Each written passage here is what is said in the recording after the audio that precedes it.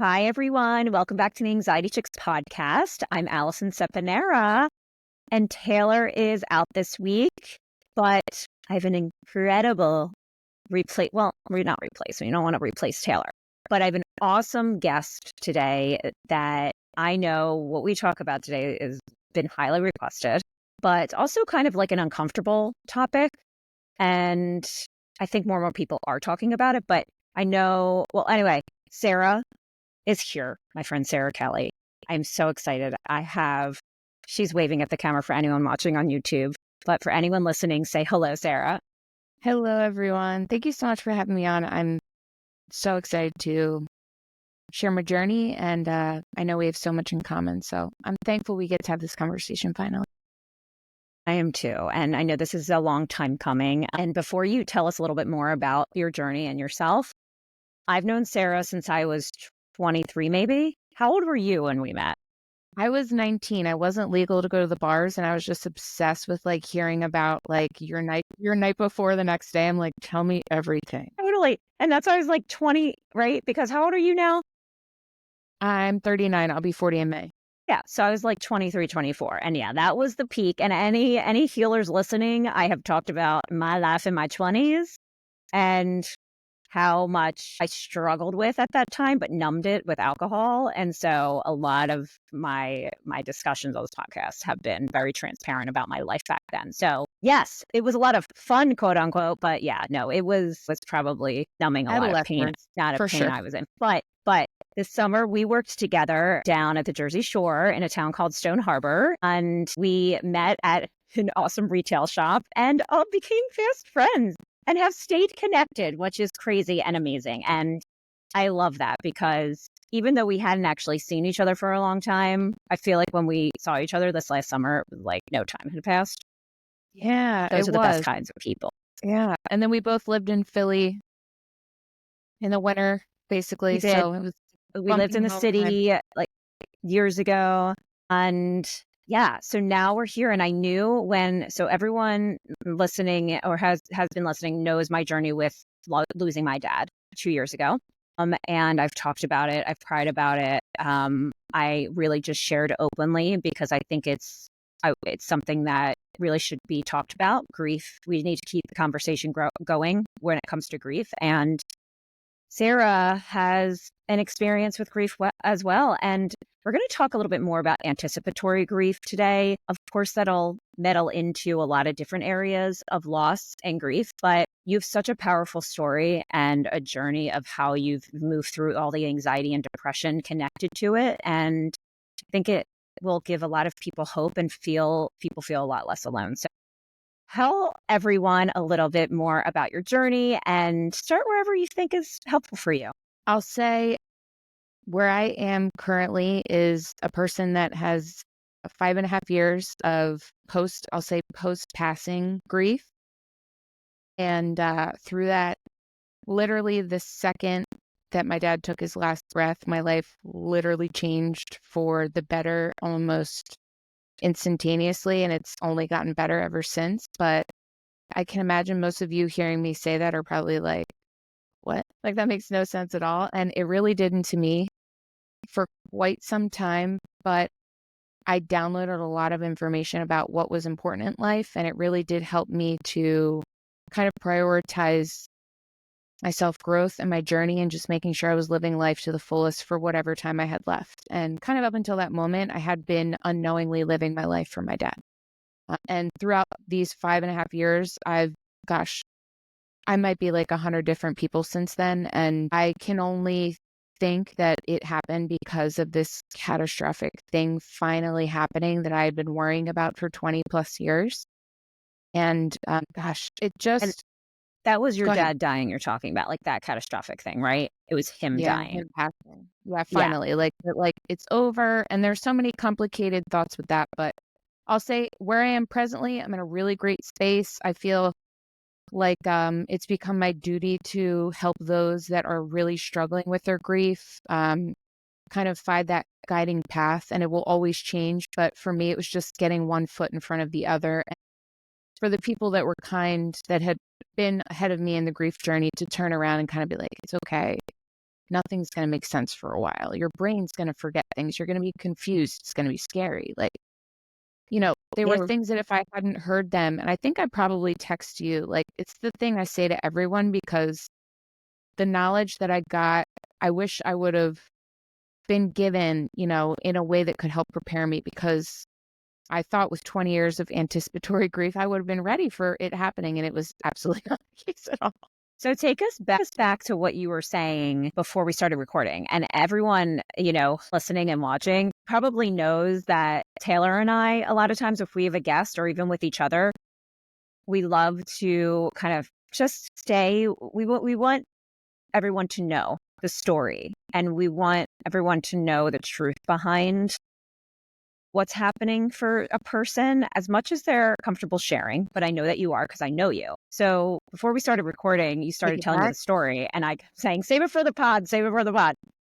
Yeah. And I would love for you to kind of go back to that place and share with everyone what you started telling me. Okay. So I'll take it further back then if you like a story, because I can blab on all day, and my dad is my favorite topic. So before I was born, my dad would talk to me in my mother's stomach every day. And when I came out and was being born, I was literally looking for the name, looking for the voice, like calling my name. He called me Baby Kelly. They called me Baby Kelly. They didn't know if I was a boy or a girl. So I come out, the doctor's like, we've never seen a child do this. I was literally like trying to look around the room for the voice that I'd heard for so long. So like straight out the gate, me and my dad are like soul brothers. Like he's just an amazing person. And he had been through so many difficult things in his life. And all he wanted was a fresh start with his wife and his new kid, and like to just live a happy life. We were best of friends. He was an amazing father. He was sexually molested and raped for many years when he was very young. His parents did not believe him. They did not protect him. So my childhood was just being spent gently being educated about the scariness of the world, and my dad preparing me. And it makes so much sense now that I never really thought about that. Sorry, guys, I'm going to cry probably this whole time. I never really thought about the fact that looking now, I have a niece and nephew that are 2 and almost 4. And my dad started teaching me about the world that early. And to think about the things he taught me that young, teaching them is terrifying, right? But I realized I needed to be brave and ready to take on what would become my reality of, at 12, having everything taken out from under me. It started with, he owned a landscaping business. He was such a hustler. He was constantly working. He was also simultaneously like building this house that we lived in from scratch. And he had gotten like really swollen glands in his throat, like out of nowhere. And he thought it was like strep. So he was the kind to be like, we got to work. I don't have time for this. Ended up going to the doctor. The doctor was like, oh my God, I hate to tell you this. This is not strep throat. This is, I believe, cancer. You're going to have to get this checked. So they do a scan. They discover that it's not only in his throat, it's in his armpit and the lymph around this area. So pretty much the next day they went in, took out all of his lymph nodes in his throat and in his armpit. He began immediate like chemotherapy and radiation. They told him it was like a shot in the dark. He had 30 days to live. He had to argue with them to give him radiation and chemotherapy. And this was when I was 12. I'm 39 now, so I've never done the math. Had to be like early 90s. No, late 90s. So he kind of came home, and can I curse? Can you take cursing? Girl. Get at it. Yes, go ahead. Whatever you want to say. Dude, the most fucked parallel the universe could have gave us was the day before my mom, my sister, and I were watching the Stepmom. Like the Susan Sarandon, Julia Roberts, the mother dies of cancer. God. I didn't even fucking know what cancer was before this movie. Okay? So someone else was just talking to me about this movie and reminding me about it.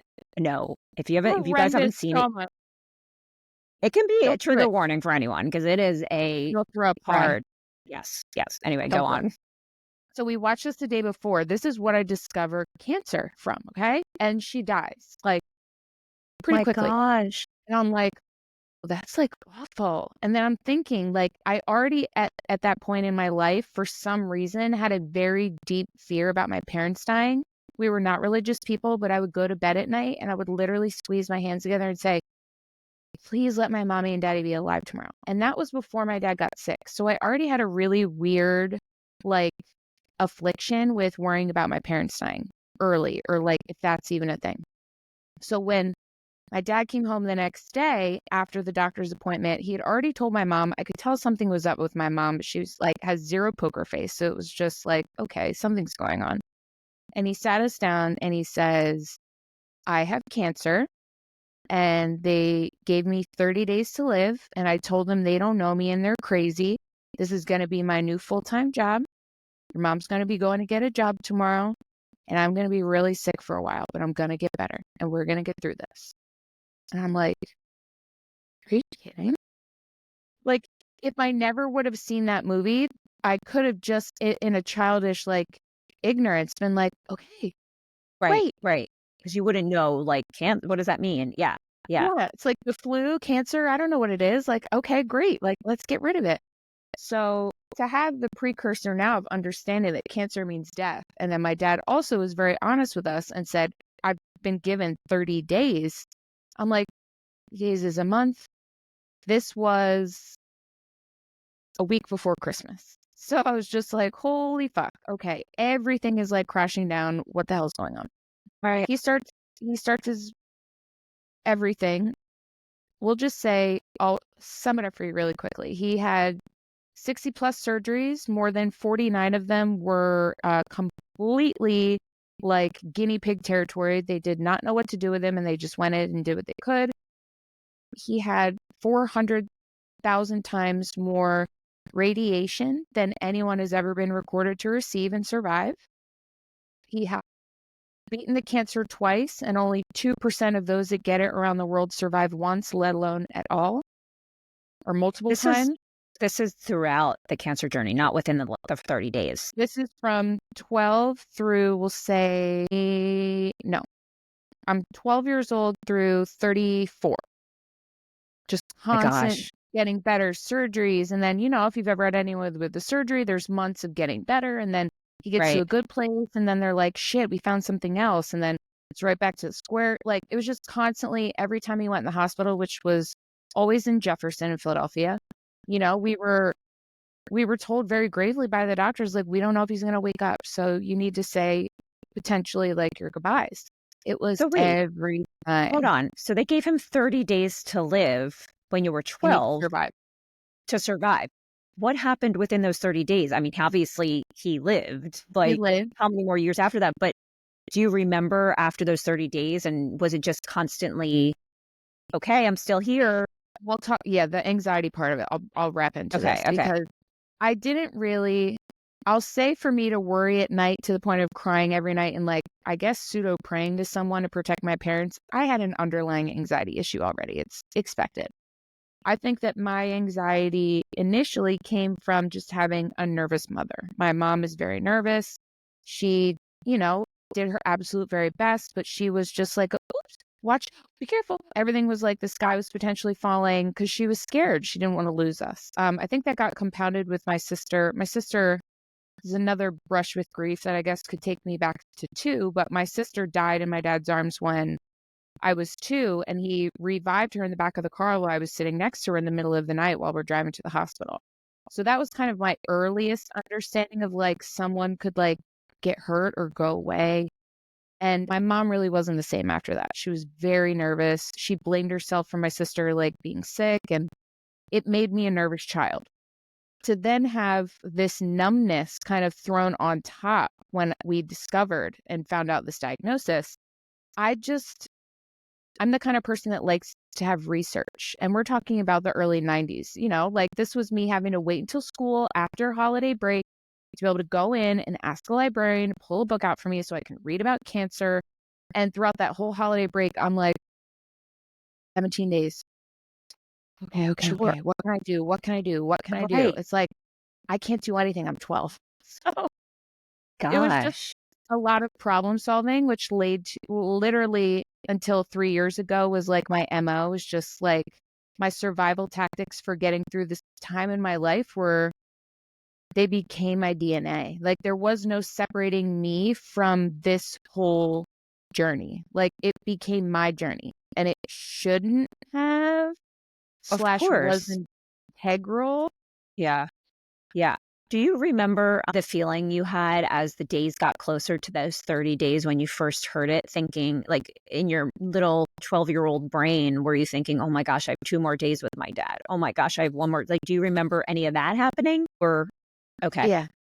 It would be like, oh, it's been 2 weeks since he said that. And then my dad was amazing with me. He could tell immediately out the gate of me being like, I guess speaking, that I was emotionally very aware. My emotional intellect was high. So there was no lying to me because it would just worry me. And he had a childhood of worry and neglect and abuse. And he wanted me to always feel safe. So when he could tell that I wasn't in a good place, he could see it on my face, and it would be an immediate conversation of like, hey, this isn't for you to worry about. How's that spelling test? Like, I'm gonna get through this. I told you this is my job now. Have I ever not done my job? I'd be like, no. So it was me feeling that and then getting like the beautiful, amazing, supportive vibes of it, Dad, to Right. wipe that out and keep building it up. And he'd take it away, and it comes up to eventually just lead to numbness, because there came a point where I felt guilty while he's so sick for him to be noticing I feel bad about things. So then it became shrinking who I am, putting it in my pocket, put on the smiley face. It's okay. I'll be helpful. I'll help you. And also then at that point being the mini like caretaker of the home, because my mom had to go to work. When I came home from school, my dad needed help. My sister was younger than me. You know, there was just so much that changed so quickly. I really didn't have the opportunity to really process what was going on. I just woke up every day so happy to see that he was alive. Like that, all I cared about was getting in the next morning, and there he is. The next morning, and there he is. Well, even like just thinking from a perspective of a psychologist who's worked with children, right, and all types of trauma and grief. When a child doesn't, even though you watched the movie Stepmom, you know, children still don't have a concept of death or grief, right?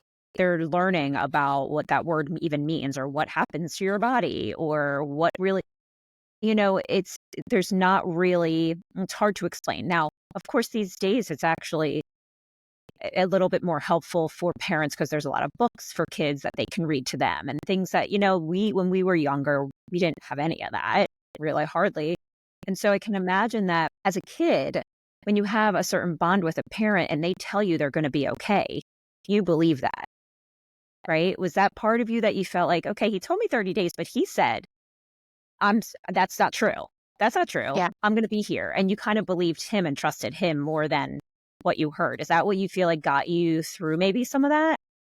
Yeah. And honestly, it got me through until maybe the last 5 years of his life, because at that point he was in his like, late 50s, early 60s. It was aging him so badly, all the things they were putting in him to keep him alive. So then it kind of was like, all right, girl, you got to prepare yourself. Also, you're like approaching 30, like you got to start making moves in your life here. This life is passing you by. Even then, in those moments, there still wasn't the urgency, because I didn't really know you don't really know what forever means until you do. That's why I work so hard now to just tell people to just live your life. Just be full of joy. The grief will always be there. The grief is my best friend. It has changed me. It has unlocked me from the prison that was a life of coping mechanisms and things that were never my burdens to bear. And the freedom that comes from this grief, you can't pay for. There's no pill you can take. But it is brutal to the soul.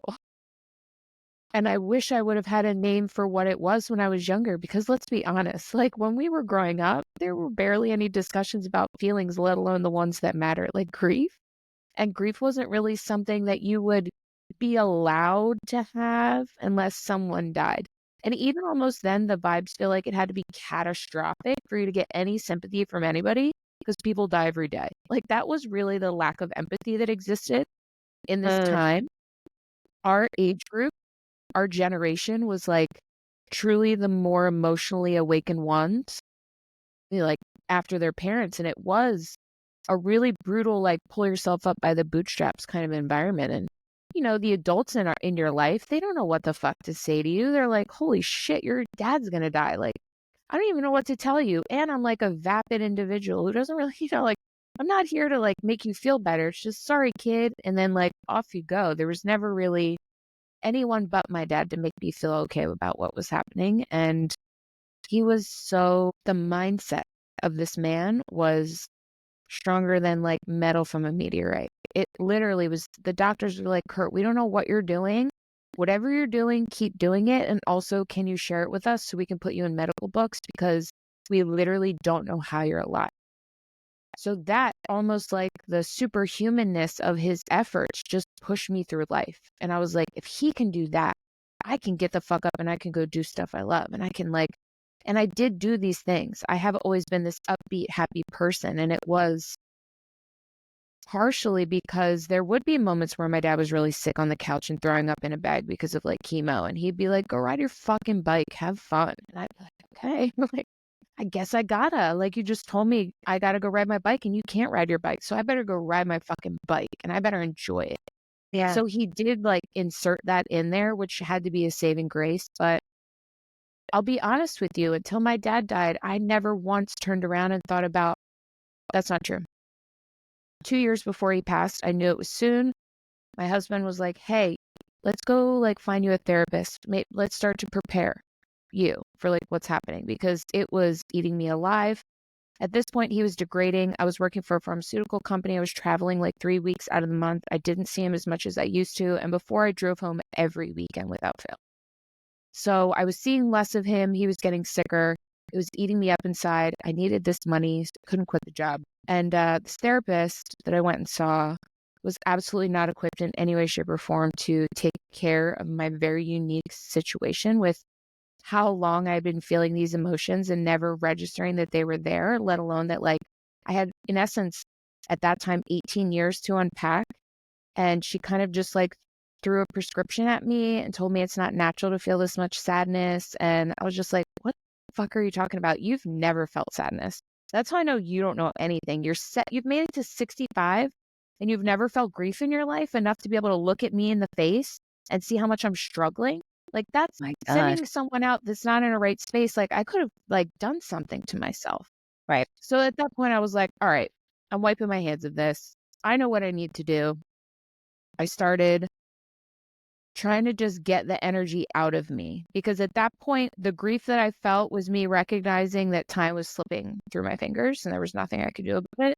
His demeanor was changing. He was starting to get into that phase of, if you've had a parent that's aging, or they get to a space in their life where they're starting to recognize that they're aging and they haven't accepted that they're aging, there's this psychological shift that happens and it's really uncomfortable for them. It's really hard for you because you're watching and you can't help them, because it's just like a progression of age for them and recognizing their mortality is near. And it was just a really hard time. And looking back at it now, I was so lucky to have my partner, because if I didn't have him, I don't know that I could have handled anything that happened. I'll kind of speed up a bit here. He is not doing well. I come home to meet this hospice nurse. He's given 6 months of hospice. We move him home. He was always home. Like, he wasn't anywhere, but kept him in the hospital for a while. And they're like, we need to put him on hospice. We bring him home, get him set up. He's in the living room where he loves to be. At this point, I am at the pharmaceutical job. It's like the peak of like pharma conference season. And I'm like, okay, now's the time. Like, I have to go home. I'm not here anymore. Like, this isn't happening. And so many things smack me in the face, mainly the regret of like, I let this fucking piece of shit job dictate how much time I have left with my dad. And now I'm down to the wire. I'm still working through the regret. I hear And you. it's Mhm. big. For that. I sacrificed so much of my life to be there for him. Yeah. And in the end, for those last 4 months, I really was. It eats me up inside, but I am working on it. And I know ultimately that he is just so happy with everything that happened, every moment of his life. And I have to be too. And in this final week, we're with him.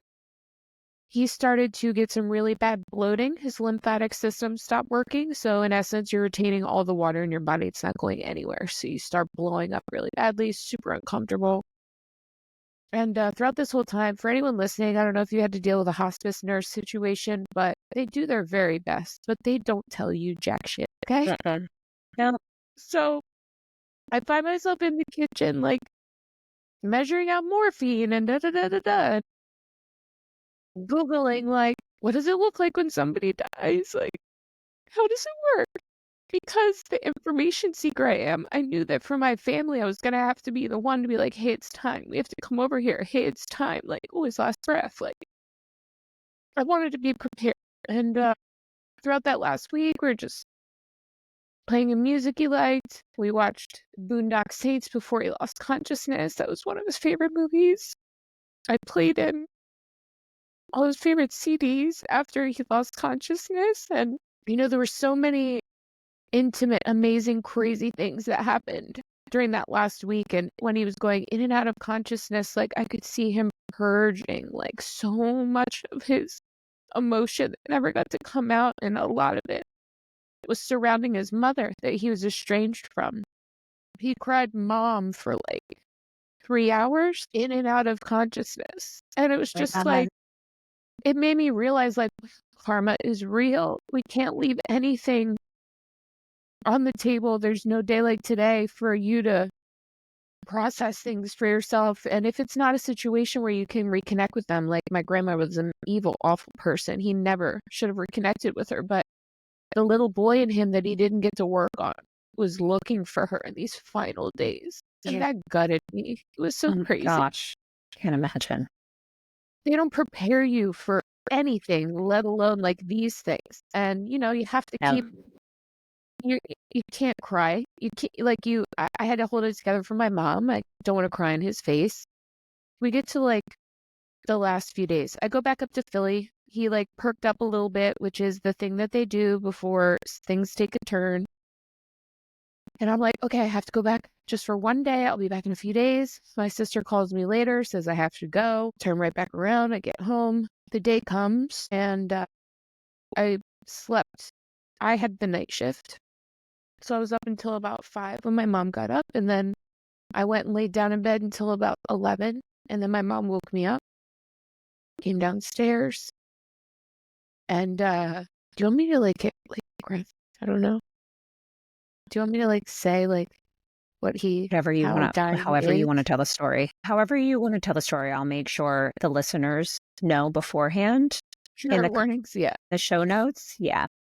Okay, guys. So when someone you love is passing away at home, there comes a moment where their breath really starts to slow down.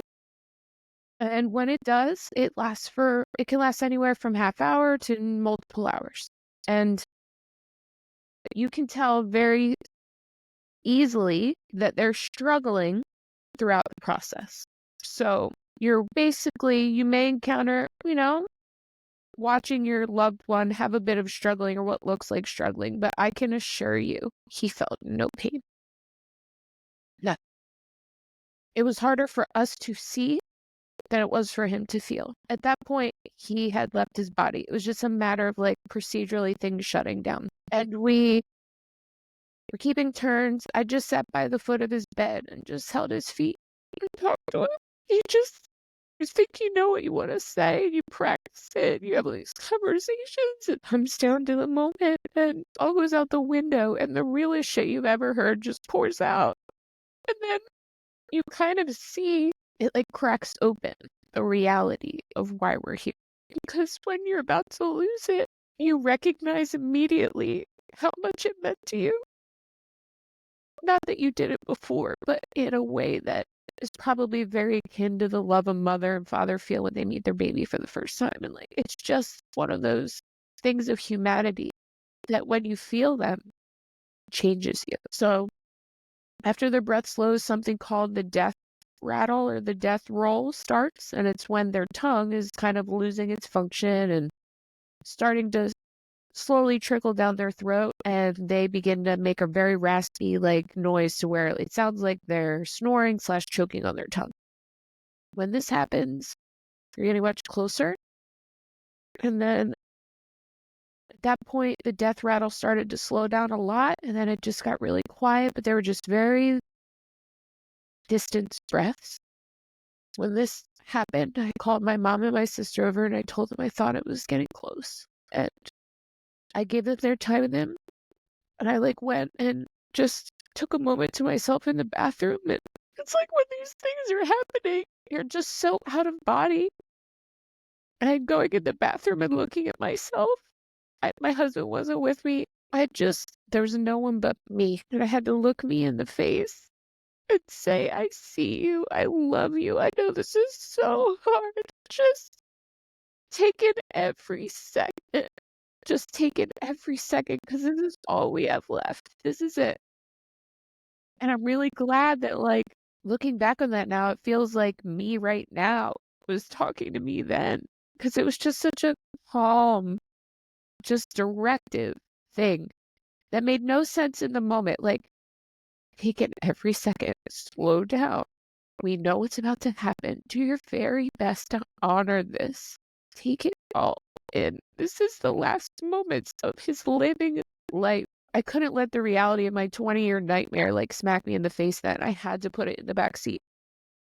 So I go back out with my mom and my sister, and I am checking his chest, and I'm like, I think it's time, guys. He's slowing down a lot. So I was holding his leg, and I had my hand on his heart so I could feel his heartbeat. My mom was at the head of the bed, just talking to him, and my sister and her husband were by the bed, and I could feel the heartbeat slowing down, and there was 40-second gaps in between the next breath for a minute. And it was just, I'm not a religious person, but I just kept saying in my head to him, because I didn't want to disrupt everyone else's moment of what was going on. I just kept saying, it's okay. You can go. You can go. Just go, Daddy. We'll be okay. He had such insane regrets on his deathbed, really bad regret. And there was nothing he could have done about it. But he really held on for as long as absolutely possible, I believe, because he felt like he just left so much undone and he couldn't leave. So telling him to go, he started to slow down more and more. And then it's about a minute gap. And I was like, okay, let me just take a look at the clock to see what time we're at here. It's 2:00. And then I felt one more little faint heart. That was the final one. And pretty quickly after that, he took his last audible breath out, and he was gone. He died at 2:01 on May 15th, 2019, in his home, surrounded by everyone he loved, including his cat and his dog. So thankful that that was how it happened. That was all he ever wanted. God, just the experience in general. It's just the audible scream I heard from my mother's mouth the minute I said he's gone. I'll never forget.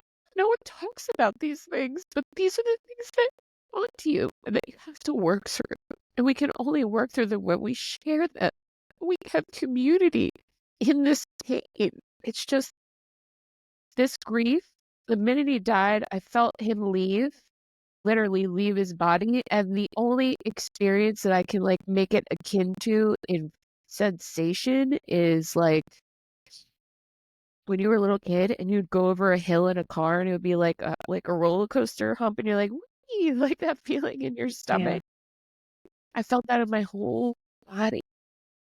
Last breath, I felt that little heart pump, and then just felt this burst of emotion. It was like he was saying goodbye. Just so many things unlocked for me to where I'm like, we know nothing about this world. We're certainly not focusing on what matters. We are not at all paying attention to our purpose or our passion.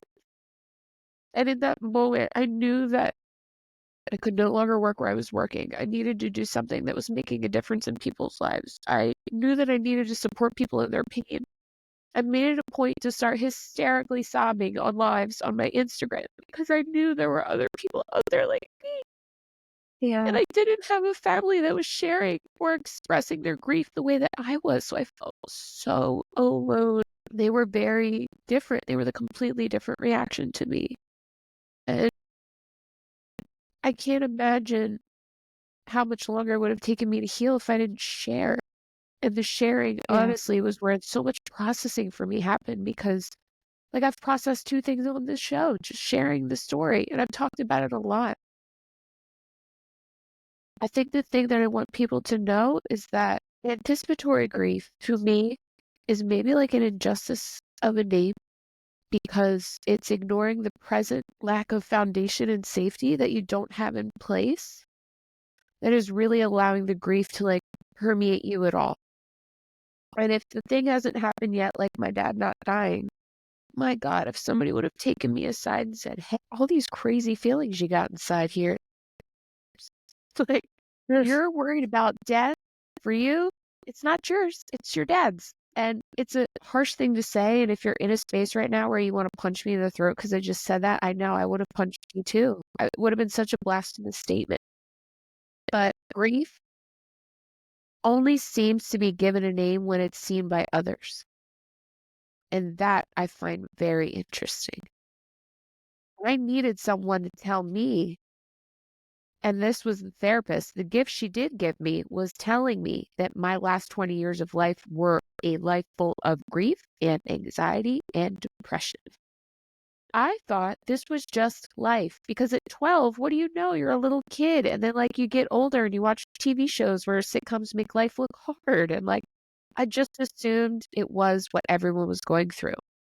I will say it was really difficult to be a kid around other kids and have the responsibilities that I did and knowing what medications to give when and having to go home and dress a wound after a birthday party and, like, all these things that little kids my age were never be expected to do for themselves, let alone for someone else. And it's not to complain, but it was just, there were subtle hints that what I was doing was different from what typical children were doing.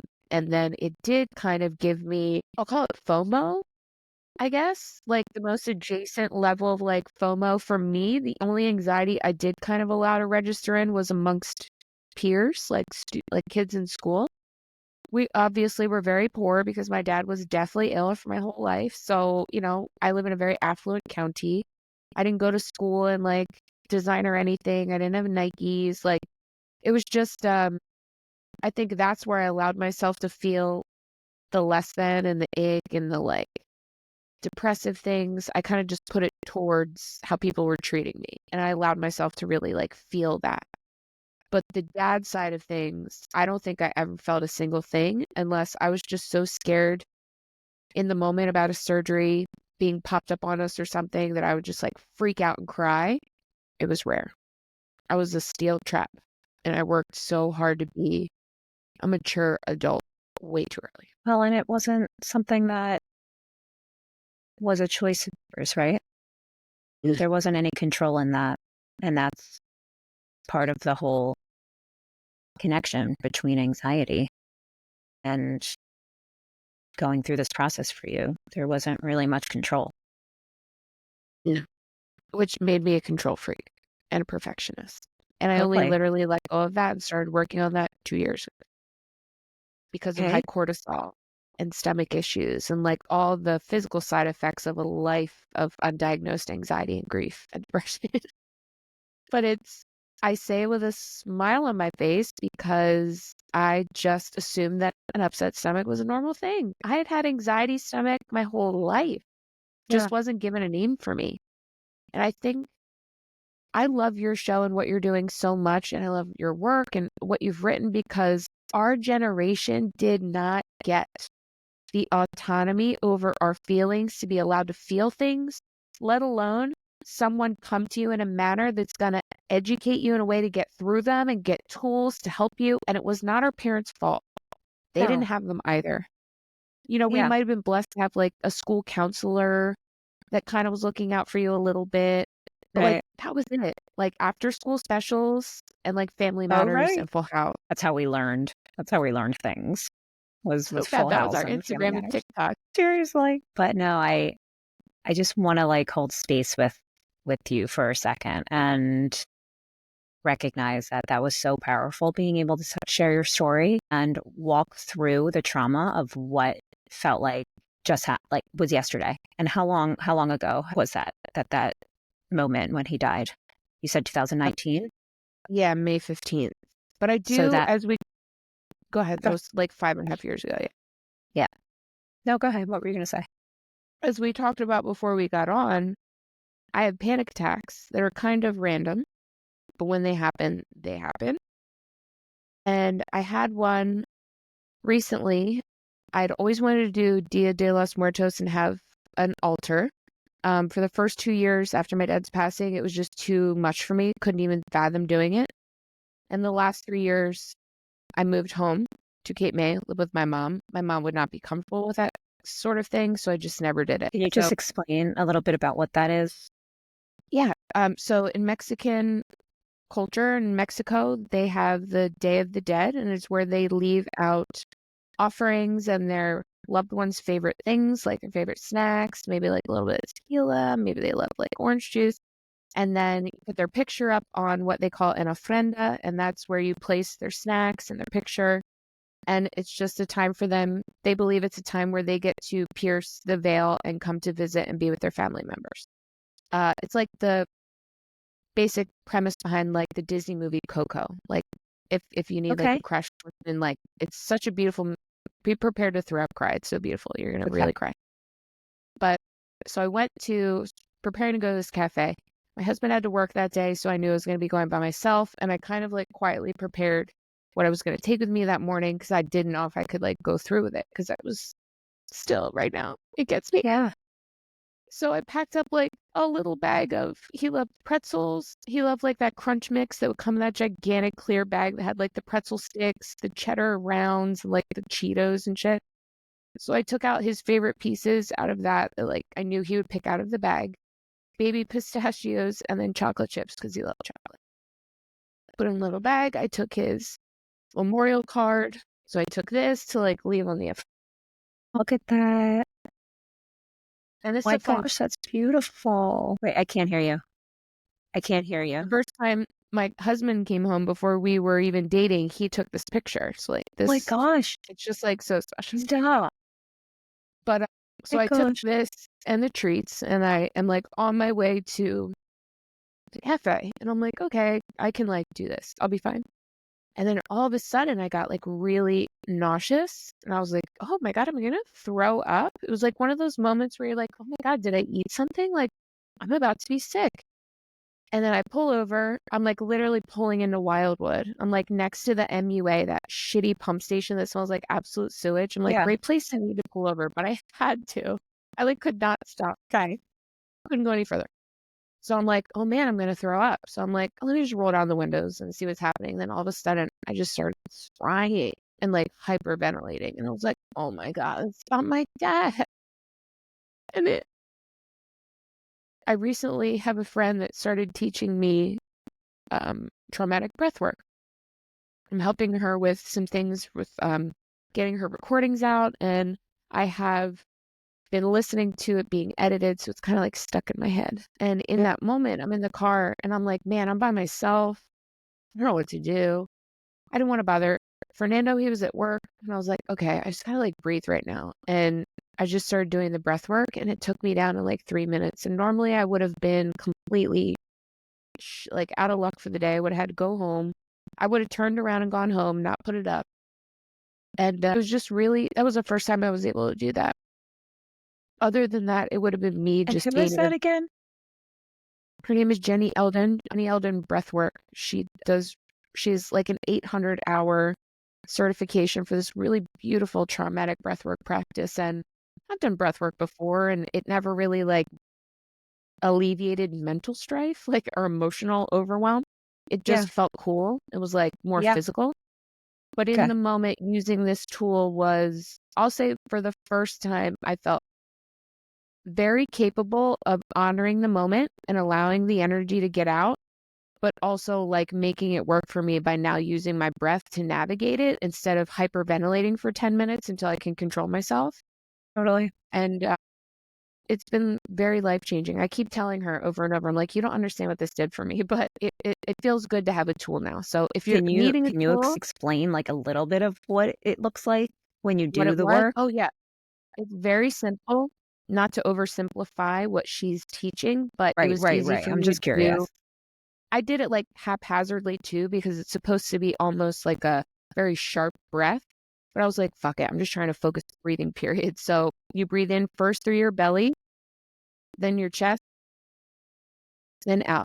It's almost like you're making your back a C with how exaggerated you're Oh my gosh, like yeah. wringing your body, like in and out, like a little accordion. And just the feeling in the base of my stomach, which she explained to me, and I'm so sorry that I cannot recall at the present moment, Jenny, I'm sorry. But it was just like bringing down my cortisol. It was getting like everything back in alignment, even though it was a shitty, terrible situation. It didn't get rid of my feelings. They were there, but I Sure. was able to bring myself down, which to Yeah, me is yeah. life-changing. Well, and what breath does, right? And why healing starts with the breath is because breathing in a certain way is actually what gets oxygen to your brain, Yeah.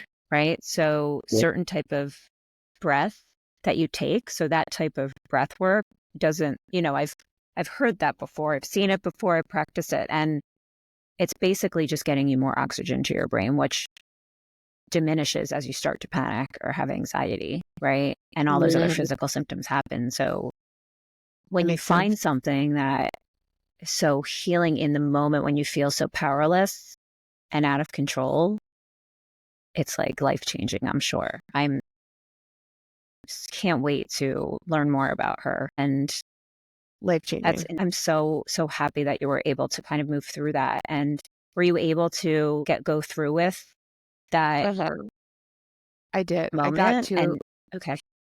I did get through it, and then I kind of realized when it started to work, it made me smile, and I was like, "Okay, getting somewhere here."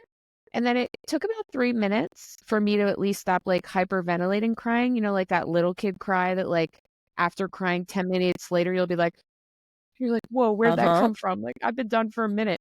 It was like one of those to where I realized, like, "Oh, wow, I'm getting through this quickly." Like, I could feel energy just, like, kind of coming out.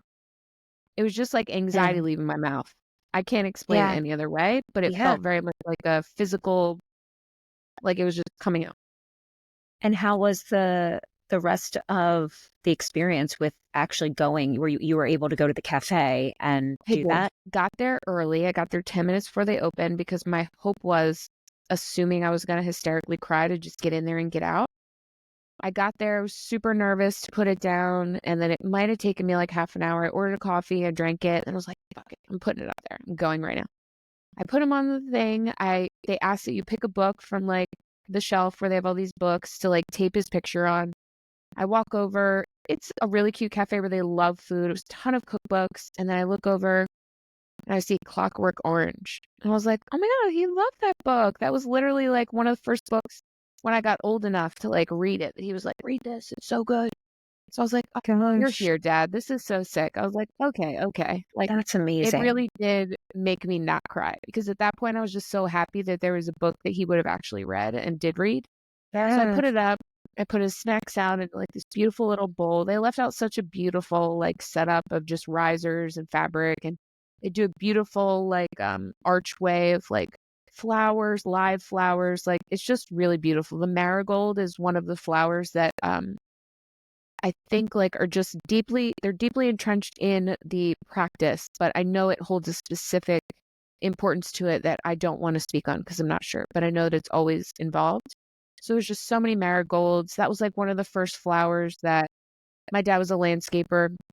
One of the first flowers we had in our garden that like I recognized, and like it was just so many things clicking and coming together for him to let me know like, thanks for putting me here. This is cool. Like I love Gosh, and those moments when you actually really can like feel him. it. Yeah. Yeah, that's Crazy. like priceless. You can't even, and it's not even something really that you can physically explain of what it feels like. The energy of that person being with you, you can't explain it. You can't describe Like you can try and describe it, but unless someone like knows what that's like, even then it's all different for Yeah. everybody. But he's Yeah. with It you feels when you like feel, goosebumps on your brain yeah, or like your soul. You're like, whoa, you're here. It's like so odd. yeah. I had this moment last night where I think I started telling you, or I was talking about it earlier, where I had this, like, I've been having the last couple okay days. I've been sleeping not well, but like as far as grief goes, it's been pretty dormant for a while. And I don't resist it. I embrace it now because that's what works for me. And that's what is very healthy for a lot of people. And that's what makes it feel less heavy is when you embrace it and you change your relationship with it. So I'm trying, but also, like we said, it can come out of nowhere, right? And so had a really good day. I went out on a date. It was nice. I came back and been having like a pretty good day. And I just started crying hysterically. And Mm. so as I started crying and doing the baby cry, kind of, you were saying that, right? It sounds like like you're, and like, it sounds like it could be sort of close to like hyperventilate, but I know it's not. I'm not hyperventilating. The breath work also that I do really is helpful through those moments. But I knew I needed something for myself at that moment from my dad. And I remember that I had a letter from him that he had written me in high school that I found when we were in my parents' garage cleaning it out. And I went on this retreat in high school. It was called Kairos. For anyone that knows it or not, I went to a Catholic high school. So Kairos is sort of like a retreat that you apply and you can go on senior year of high school, junior or senior year. And this one moment of one of the days that you don't know is coming up is you have people that love you in your life, write you letters about you and write you letters. And you know, as a teenager, like, you know this, right? In your brain as a teenager, you don't really have the verbal capacity yet to really talk about emotions, or you don't know what other people are thinking of you. You're actually really concerned about what other people think of you at that age. You think everybody is judging you. You just not comfortable in your own skin a lot of times. And you don't realize how many people love you. And so there's this day where you get this envelope full of letters from your friends and family that all tell you how much they love you. And so I found my dad's letter to me, and I found it like 6 months ago and I couldn't read it. Last night, I was like waiting for like the perfect time. I'm like, I'm going on a yoga retreat next week. I will be in the nature and I want to read it. I want to sit down. And last night I was like, I really need to hear from him right now. And like, I really need to read that letter. And I went and got the right letter and I read it. And I was like, oh my gosh, like I needed this. It like made me feel so much better, and everything that he wrote to me. And I want to actually, I'm going to read it at some point on the podcast out loud, because I feel like I woke up and I like don't even remember what he said, but I know some of the things, and it's so sacred to me because it's in his handwriting. That was really distinct, and like everything that he wrote was like how proud he was of being my father and everything, and just a lot of things that I needed to hear, because I think what it comes down to when it talking to you about your dad and like hearing about people's relationships with parents, or even just people's relationships with friends and family by choice, like that they lost. But there's something, if you have someone in your life that was a person that made you feel seen and then they're not here, it's really rare that you're able to have someone in your life like that, that actually your entire life makes you feel seen. And that was my dad for me. And I really don't know if I'll ever have someone like that that sees me the way he did. And I think that's where the grief for me is like the hardest, those moments where I just feel like I don't know if I'm ever going to get that again from anyone else.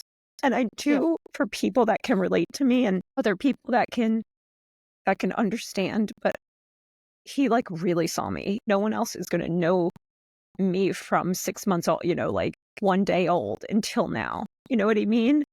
Yeah. Like he knew me and every single thing, and still every single thing I went through, and still wholeheartedly and conditionally saw me and loved me and saw the things underneath that I hated, that I Yeah. didn't even know I should love about myself. Yeah. It's like I feel like so grateful that I have that I had that, and that I just decided I'm gonna get this letter, and I didn't make it a whole, like, experience. I was just like, I need it right now, and I need to hear from him right now. And it was like, I was really proud of myself that I let myself do that. I was like, I started to cry. I'm like, I need to hear from him right now. I need that letter. I just like knew what I needed. And I was really proud of myself for that.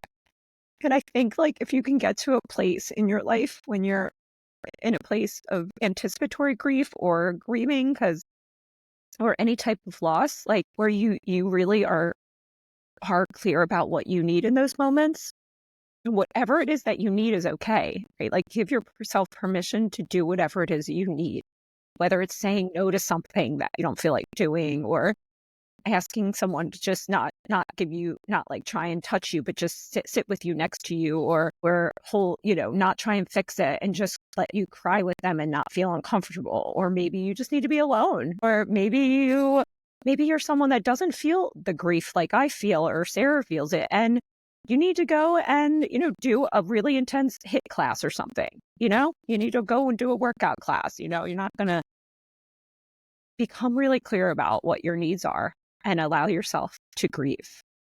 Don't compare yourself to what anyone else and how the way they're doing it. There's no timeline for it. Yes, I think it does get a little lighter the more that you move through it, not when you try and hop over it. You have to move through it. That's the only way it gets lighter. But as you can see with Sarah and I, Sarah lost her dad. Well, you've been pretty much losing your dad for 35 years of your life, 30 years of your life. So a long time. And no, but we all have the shared experience. So I think the best thing that you can do if you're watching this or listening to this is just really learn more about what it is that you need, and also how you can help hold space with other people, and know that it might not feel comfortable, but that the shared experience is what's really going to be the most healing in the journey. I love that. And I love that you gave yourself the time to read the letter. And like, I'm similar to that, where I kind of have to be broken open already to then be like, fuck it, rip the Band-Aid off. Read the letter. Like, I have a podcast that I made my dad record like maybe 3 or 4 years before he passed away. And I just can't bring myself to listen to it. I can't. And it's been so long. And I know there'll be a day like for your letter. And I know that in that day it'll be the best thing I've ever had, and I needed it. But like even just to have, I know so much what you mean about have. So it's an episode you did with him? No, I set him up and I left. I said, give me all the life lessons you want me to know and tell people what they need to know. Yeah. Oh my gosh. That is powerful. Yeah. It scares me. So it's staying right where it is. No, honestly, that was kind of like, I don't know if you feel this way too, but that was sort of like with this letter, I almost prolonged wanting to read it too, because it was like, I don't have anything new from him. Like once I read it, then like I don't have anything. I'm like waiting for something else for him to like, I don't know. So now that, I read it, I'm like, okay, well now he told me that, and now I don't know. Is there anything else he can say to me? No. But I found that, and it was something new that was like, he was still here, So that's going to be really hard, right? Because it's like, gosh, that is going to be so hard, Sarah. Oh my God, I will be there if you need me. What? They're really, the keeping of the things, to have them be new resonates. I never really thought about it that way. But you just saying it just made me realize, yeah, that's probably why I am holding on to it. Because we had no secrets. We were best friends. Like, we talked all day long. I have thousands of texts. I have thousands of pictures and videos. Like, throughout his whole life, like, I would come up from college and be like, I got us tickets to Bonnaroo. Let's go. Like, we just do everything together. And he lived a good life, and I knew everything about him. Occasionally, being in his home, we live in the home I grew up in. Yeah. I'll find a notebook of his that like I'll open up, and they'll be like, some doodles or like a note he wrote to himself. He was a big journaler, so his journals all over the place. I also can't read them. No, I read I one mean, or I mean, two, I can but it was imagine. just panic attack. I threw up. I was like, okay, I'm not doing this. I'm not Yeah. ready. Yeah. And it's okay if you're never ready. Just No, knowing that you it's have it, it's totally there for okay. when you want it. But don't push yourself. I mean, I'm No, 5 years out and I still don't want to touch it. So don't 100%. let anybody pressure you or like, you got to get rid of their crap. Like, tell them to F off. No. Keep your stuff. Put it in a P.O. box if you have to. Just like, Yeah. you take your time. I still have voicemail. I still have 10 voicemails from the day that I texted all people I knew in my family and stuff. The day that he died. And they called me all right away and left me voicemails. I didn't want to talk to anybody, and I still haven't listened to them. Yeah. So yeah, I mean, like, you're right. Don't let anyone else tell you how you should be living after this, before or after. Yeah. Something like this happens. Like, I also if feel like you I want know to. someone. No, go ahead. I just wanted to add on to what you said before about it had a conversation with someone and I didn't know the words and I kind of tried to say it gets easier and it offended them so deeply. And I knew Wait, I once I can't hear you. tried it, Say that sorry, again. I kind of said like, well, it kind of gets easier over time, like talking about for me. And the woman was in a place where it was so fresh that like when someone said that to me, I was like, go fall off a tree. Like, don't Oh speak my to God, me. I totally. hate you for that. And Right. it made me realize like, well, it isn't getting easier for me. What about it is feeling different? And I think I just like the analogy that Fernando kind of was like, well, I think you're just getting stronger. It's getting easier to carry. It's not going away. Because also the thought of it getting easier ate me up inside because I'm like, oh my God, am I letting him go? This is all I have. Oh my God. And he was just like, no, it's just getting easier to carry. You're getting That's stronger. why I say it's lighter, because we all Lighter, carry yeah. it. We all Yeah. carry it, and the weight does get lighter. I mean, there's moments that we're going to have where it feels like it's 5,000 pounds again, but for a general like day-to-day grief, as time moves on, it does. It gets as long as you know that you are doing for yourself what you need to move through it, not to jump Yeah. over it. You Yes. have to move through it. It's never going to get lighter if you don't. Yes. And to be honest, too, I think I told you this. I went to a grief support group, because specifically for people that lost parents. It was a specific one for people that lost parents. Yeah. And that was a year and a half ago. We get together once a month still. And that was 6 weeks long. And I just saw the girls last weekend. Love And that. just for somehow the group that I got put into, there was like 8 of us. And out of 8 of us, 5 of the girls were pretty much my age that had their dads die. So like that shared experience for me specifically, again, I'm not married. I have no kids. So not saying that's more lonely or not, right? There's people that the grief can be heavier in any experience. But for me, I always needed that shared experience to move through something.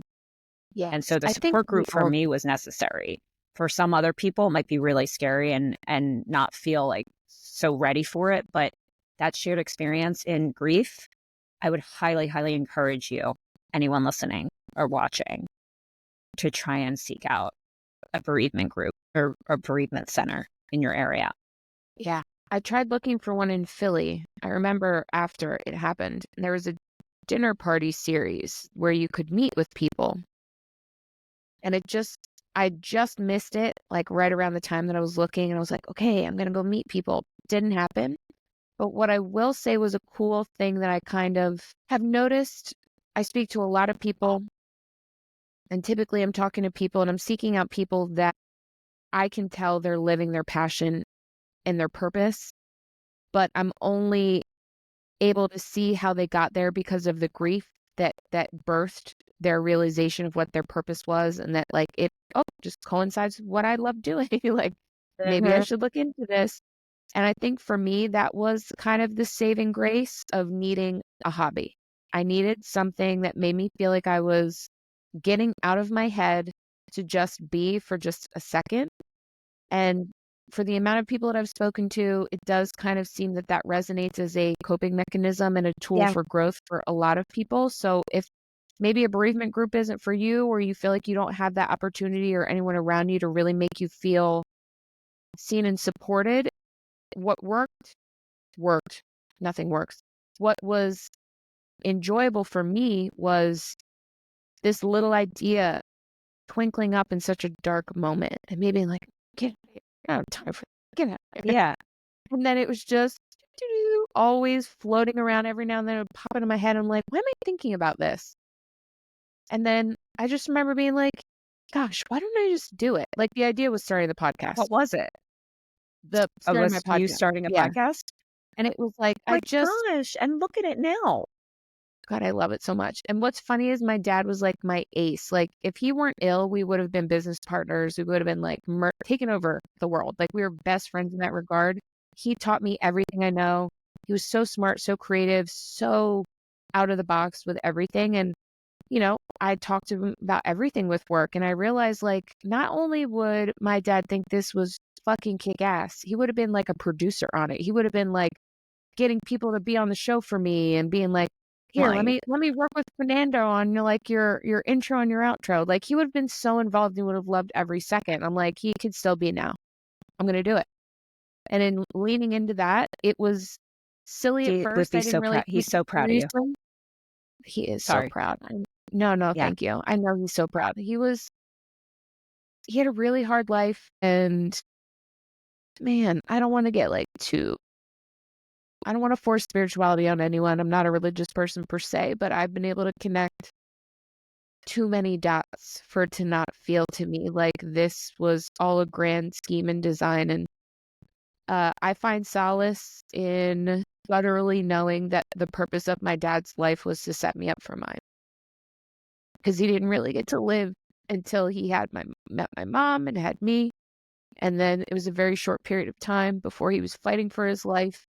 And every single second I've had with him has taught me lifetime's worth. And it's set me up so beautifully for my life. I'm so grateful. Such like a honor to him, to honor him by you living and making your choices every day. You're honoring him, right?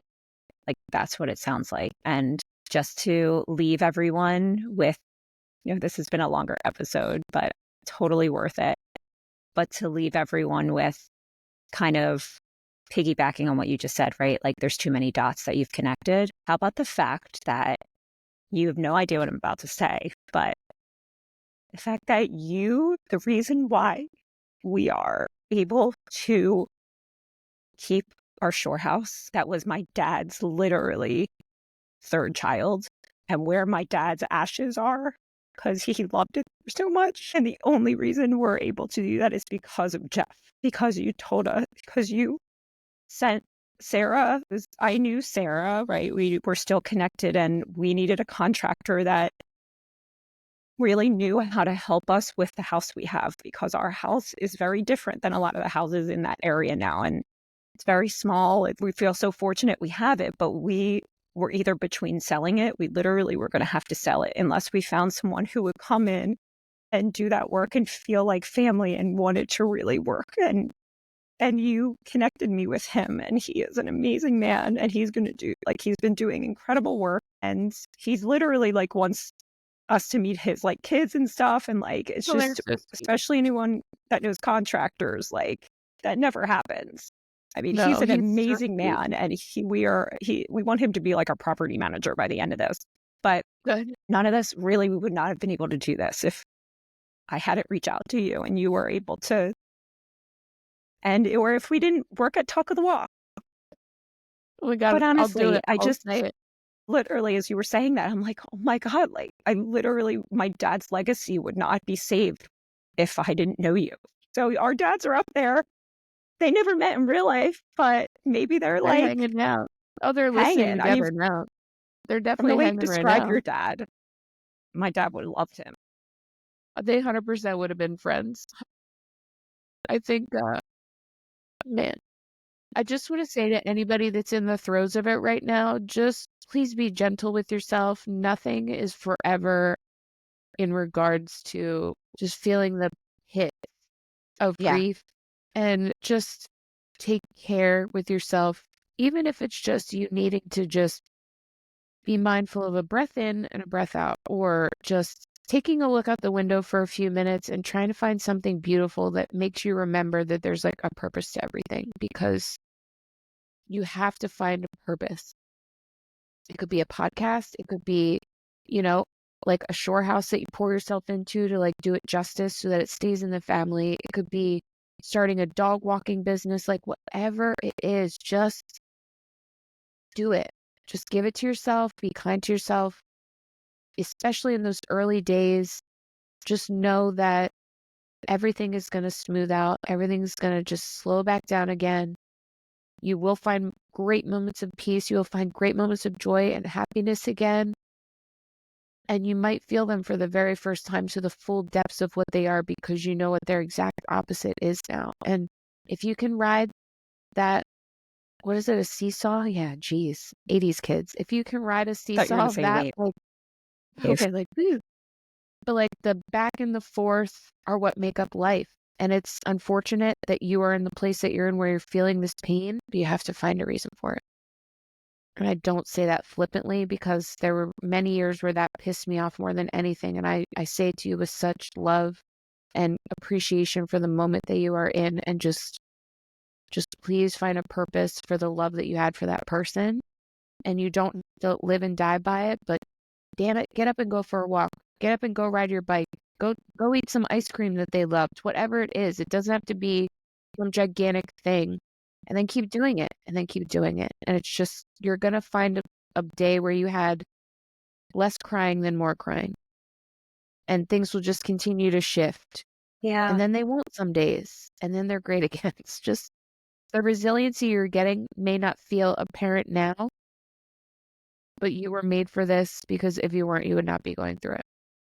And I think that's And something to hold on to.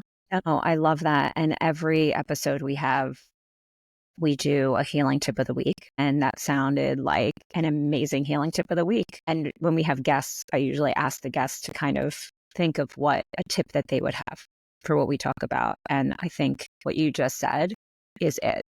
If you are going through it, one step you can make every day to just do something different, like to change your environment or change your behavior, or maybe it's getting up and taking a shower, right? Maybe it's like taking some sips of water more, taking a walk around the block. Like, that trauma is stored in our body, right? And we need to release it. We need to release it physically and emotionally. And the quote of the day, quote of this week is, grief is love with nowhere to go. And you might have heard that before, but I remember when I heard it, I say to myself all the time, grief is just love with nowhere to go. Right? Person's missing now. They're somewhere else, but they're always with you. So take that with you. If you're still listening, God bless you. It's been almost an hour and a half, but Thanks for we love listening. you guys. Sarah, Thank you. tell everyone where they can find you and if you want them to contact you or whatever. Yeah, for sure. I'm on Instagram. My name is Irish, so it's spelled a jillion different ways. So I'll ask you to just tag that in the show notes, but it's Sara Ann Kelly PR, like public relations. And then my podcast is called the Make Life Rich Movement. It's on Spotify and YouTube. It's just a show where I'm highlighting individuals that are kind of taking the hard things that have happened to them and putting some purpose behind it, and making the world a better place with their efforts. So if you like that kind of thing, you might want to hop on over. Hopefully we'll have you on soon. It's amazing. Of course, I would love to be on. Are you kidding? I would love that.